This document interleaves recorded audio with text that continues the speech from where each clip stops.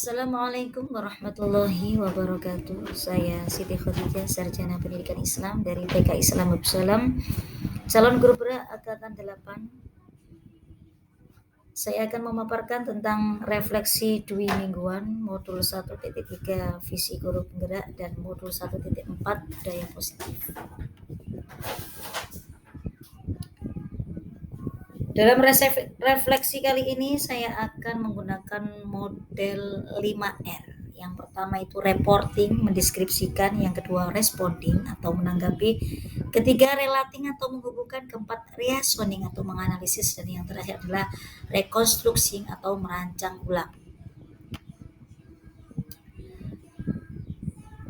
Untuk refleksi yang pertama reporting, yaitu saya akan mendeskripsikan modul yang dipelajari di minggu 5 sampai ke 6 visi guru penggerak dan budaya positif, mulai dari diri modul 1.3 eksplorasi forum diskusi, 1.3 eksplorasi konsep, 1.3 loka karya di SMPN 12 Surabaya, kemudian ada ruang kolaborasi, demonstrasi kontekstual, elaborasi pemahaman, koneksi antar materi, penguatan dari instruktur, koneksi antar materi modul 1.3 dan aksi nyata 1.3. Kemudian dimulai dari diri modul 1.4 pada tanggal 28 Juni 2023, dilanjutkan dengan eksplorasi konsep pada tanggal 30 Juni dan 3 Juli 2023. Eksplorasi konsep diskusi modul 1.4 pada tanggal 4 dan 5 Juli, di mana setelah diskusi kita juga mempresentasikan hasil diskusi kita.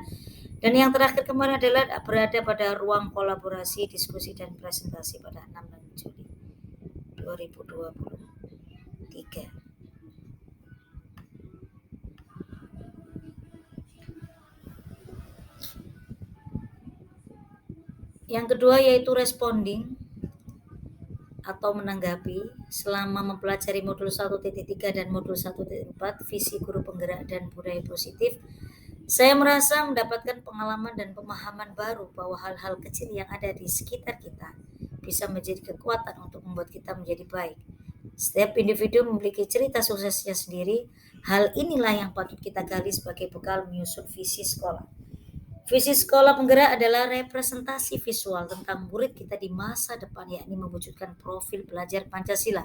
Dalam menyusun visi adalah berpihak kepada murid sebagai landasan segala perubahan dalam pendidikan dengan pola pikir positif, dengan pendekatan inquiry apresiatif menggunakan tahapan bagja. Untuk menerapkan budaya positif di sekolah membutuhkan proses. Berdasarkan penerapan tahapan bagja akan muncul pembiasaan positif yang kita kenal dengan budaya positif. Budaya positif akan menciptakan rasa aman dan nyaman kepada murid selama proses pembelajaran, mendorong murid untuk mampu berpikir, bertindak, dan mencipta sebagai proses memerdekakan diri sehingga murid lebih mandiri dan tanggung jawab.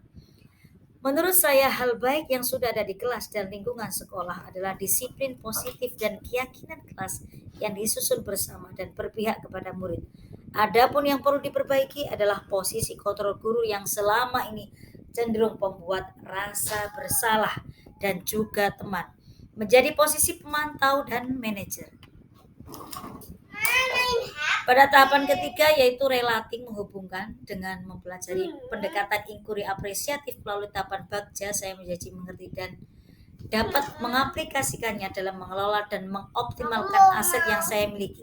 Hal ini berguna sebagai dasar untuk membentuk sebuah prakarsa perubahan untuk mewujudkan visi guru penggerak. Untuk mewujudkan budaya positif di sekolah, yang terpenting menurut saya adalah penerapannya adalah kolaborasi antara sekolah dan orang tua siswa serta masyarakat sekitar, karena budaya positif akan terbentuk dan mengakar kuat jika dimulai dari rumah, sekolah, dan lingkungan masyarakat. Sehingga tidak hanya di sekolah saja berperilaku baik, tapi di mana saja dia berada selalu berperilaku positif karena telah memiliki keyakinan dalam motivasi intrinsiknya. Yang keempat yaitu reasoning atau menganalisis. Setelah mempelajari konsep pendekatan inquiry apresiatif melalui tahapan Bagja, saya memahami akan pentingnya pengelolaan kekuatan positif yang dimiliki dengan menggali sekecil apapun sisi positif seseorang dan menjadikannya sebagai suatu prakarsa perubahan dengan menerapkan tahapan Bagja. Setelah mempelajari budaya positif, saya juga semakin sadar diri sebagai pendidik untuk menjadikan motivasi intrinsik sebagai kekuatan untuk membentuk keyakinan dalam diri seseorang. Kita tak dapat mengontrol orang lain. Diri sendirilah yang bisa mengontrol dan mengendalikan diri. Perkataan dan perbuatan haruslah seimbang dan sama karena akan dipertanggungjawabkan di hadapan Tuhan. Peserta didik yang mengamalkan P5, mereka lah yang akan membawa Indonesia ini menjadi negara yang hebat, negara yang beradab, di mana masyarakatnya yang takwa kepada Tuhan, berakhlak mulia, berkebinekaan global dan mengutamakan gotong royong. Dan dengan berpikir kritis ya selalu merefleksi untuk melakukan perubahan diri ke arah yang lebih positif dan melakukan kegiatan dan meninggalkan kegiatan negatif yang merugikan orang lain.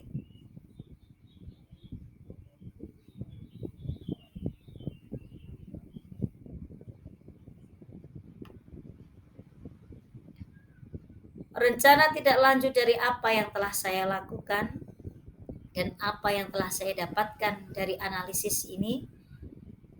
Yang pertama, saya perlu menggali lebih jauh tentang aset-aset yang ada di sekitar saya. Yang kedua, saya juga perlu menata ulang visi saya sebagai guru penggerak dan menjalankannya agar kelak bisa mewujudkan profil pelajar Pancasila. Dan yang ketiga, saya harus menempatkan diri sebagai manajer dalam pembelajaran. Yang keempat, menerapkan keyakinan kelas dan segitiga restitusi. Dan yang kelima, selalu berkolaborasi dengan teman sejawat dalam pelaksanaan budaya positif di sekolah. Dan ini adalah beberapa dokumen kegiatan yang telah saya lakukan bersama fasilitator PP dan CGP, melakukan presentasi, kemudian elaborasi pemahaman dengan instruktur, Loka Karya 1 di SMN Negeri 12 Surabaya, dan prestasi modul 1.4 dengan Pak Haris dan Bu Nia. Itulah tadi pemaparan saya tentang refleksi dwi mingguan modul 1.3 visi guru penggerak dan modul 1.4 budaya positif. Terima kasih, salam guru hebat. Semoga kita menjadi pendidik yang selalu mengedepankan berpihak kepada murid sehingga murid-murid menjadi anak yang cerdas dan hebat di masa yang akan datang. Wassalamualaikum warahmatullahi wabarakatuh.